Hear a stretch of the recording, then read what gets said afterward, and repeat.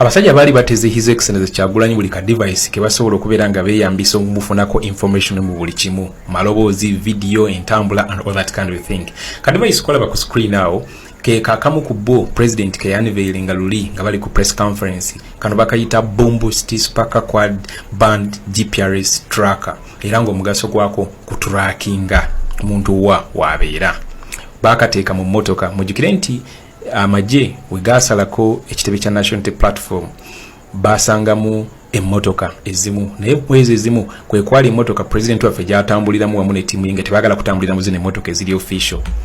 katika device kano mwe bakateeka of course nako ka rechargeable era nga kagwako omuliro ne bo kye bakola kiche kifaananyi president kye tuterayo ku Facebook page last time bo kye bakola backup connectinga ku power supply power system y'emmotoka era nga tekagenda kubeera nga kagwako omuliro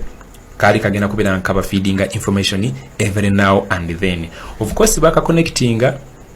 ku gadgets zaabwe eri mu department zaabwe za security nga bagenda kubeera bafuna information wirelessly kano toyina kubeera nako olyokobeere ngofuna information nedda okasettingira ku simu era omonitoringira ku simu so nabo benyini kye bali bakoze nga baconnectinze app yako ku simu ku computer zaabwe baliri mu office zaabwe naye nga balaba kye kigenda maaso eri ku kitebe kavule oba magere anyway of course kyakatekesamu ku monitoringa ntambula za His Excellency Kyagulanyi abeera wa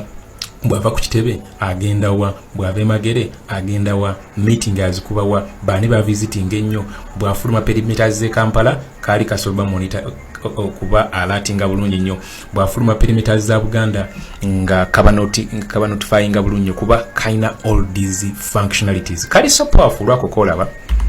mwenzo kalabirao ne kali very very powerful okukola bino byonna of course kalokinga ne satellites ziri mu bbanga enseno kwe tuli earth mu bwengulao waliwo satellites mpitirivu nnyo ezensi ezenjawulo ezituyambako actually mu bino ebya weather forecast ebya GPRS global positioning system n'ebintu ebirala bingi nnyo kati bu device buno bu GPRS trackers blocking babu connectinga babu communicatinga ne zino satellites nga bolabao zino satellites umalo okulo kambeke ekintu kyenkulaga by the way ensonga eno gitegere bulungi nnyo kijja kuba betanga ekintu kyenkunnyonnyola naawe kennyini okikola ki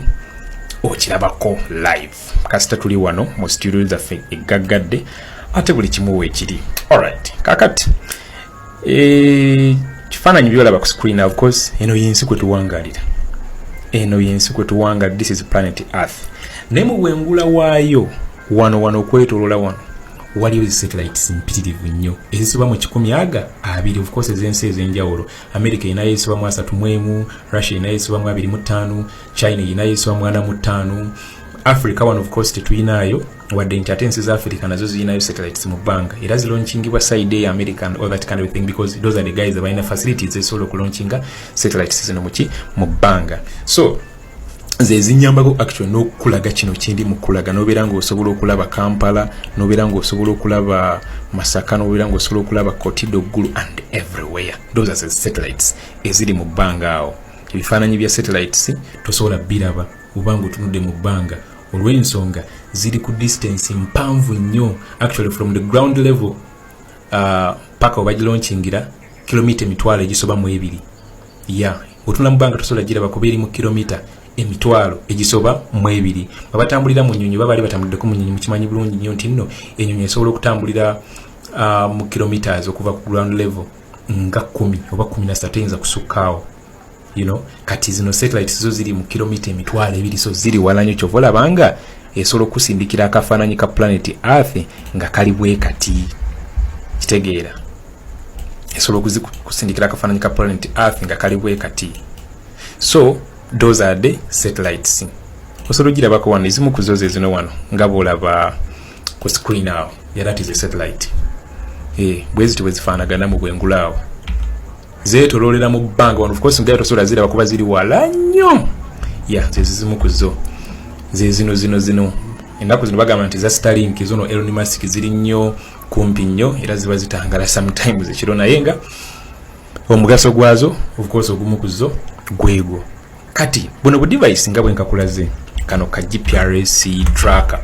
ka connectinga ne satellite eyo era bw'okaturninga on kati nga kano ke bali bateze His Excellency Kyagulanyi kako kayina button ya on ne off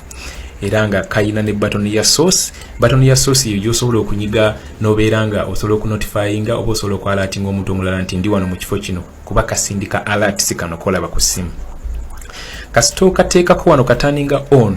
then nga ka communicatinga bulungi ne satellites ng'oli ali muka controllinga ku device kamulaga nti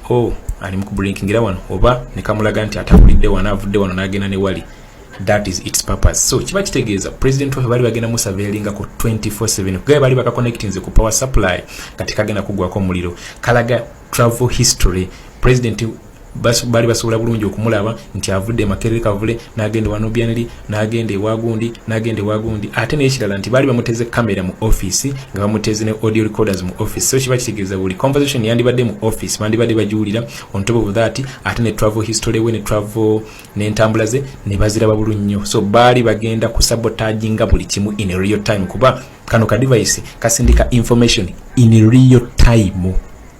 Tekadlinga kasindika information in real time. President we yali agenda okubeera nga ali kali kajaba notifying nga bulungi nnyo in real time. So nebaza nnyo technical team ya National Platform nti buno ba specialist ba IT specialist aba NP buno bu device bona ba identifying ali bakola ki ne babujjayo nzize mbu bannyonnyola tebabyagana byagala yero bala mu comment section nawo nga bawanda omuliro tinamwe mwino olugambo lungi waliwo n'abafe bennyini nyina batategera bintu bino ne bagamba ate tulina olugambo lungi ate tuli mu ku exposing abasajja bali bakola nti ate tugana lusi lugambo ku exposing abasajja bali bakoze ki bali bazokola ku kitebe ekyata